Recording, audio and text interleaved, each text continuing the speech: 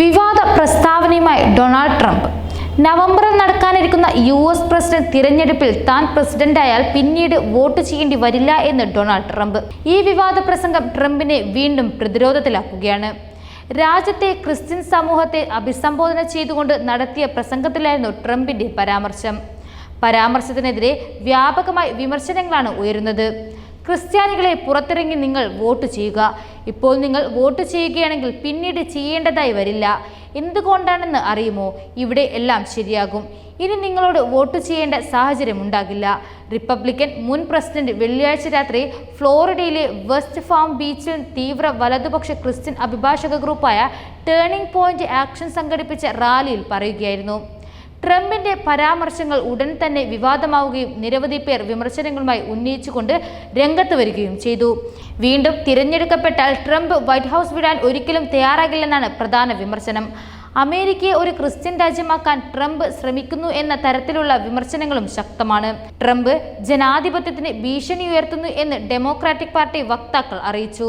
മറ്റൊരു രീതിയിൽ പറഞ്ഞാൽ ട്രംപ് വീണ്ടും തിരഞ്ഞെടുക്കപ്പെട്ടാൽ ഒരിക്കലും വൈറ്റ് ഹൗസ് വിടില്ല. NBC നിയമ കമാൻഡർ കാറ്റി ഫാങ് വീഡിയോ പങ്കുവെച്ചുകൊണ്ട് സമൂഹ മാധ്യമങ്ങളിൽ സംസാരിച്ചു. ഇത് രൂക്ഷമായ ക്രിസ്ത്യൻ ദേശീയതയല്ല. നമ്മുടെ ജനാധിപത്യം അവസാനിപ്പിച്ചുകൊണ്ട് ഒരു ക്രിസ്ത്യൻ രാഷ്ട്രം സ്ഥാപിക്കുന്നതിനെ കുറിച്ചാണ് അദ്ദേഹം സംസാരിക്കുന്നത്.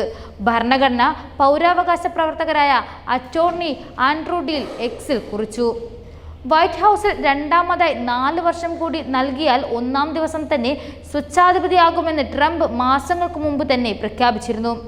Vladimir Putin, Viktor Orban, Kim Jong Un എന്നിവർക്കുൾപ്പെടെയുള്ള സ്വച്ഛാധിപതിയായ നേതാക്കളോടുള്ള തന്റെ ആരാധന അദ്ദേഹം ആവർത്തിച്ച് വെളിപ്പെടുത്തിയിട്ടുണ്ട്.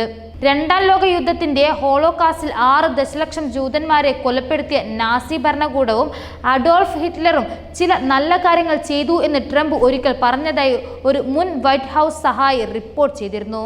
നേരത്തെ 2020 പ്രസിഡന്റ് ജോ ബൈഡന്റെ വിജയത്തിന് പിന്നാലെ തിരഞ്ഞെടുപ്പ് അട്ടിമറിക്കാൻ ട്രംപ് അനുകൂലികൾ ശ്രമിച്ചിരുന്നു. നേരത്തെ ഞെട്ടിച്ച പ്രധാനപ്പെട്ട സംഭവമായിരുന്നു ക്യാപിറ്റോൾ ആക്രമണ കേസ്. അതേസമയം കമലാ ഹാരിസിനെതിരെയും രൂക്ഷ വിമർശനങ്ങളുമായിരുന്നു ട്രംപ് നടത്തിയത്.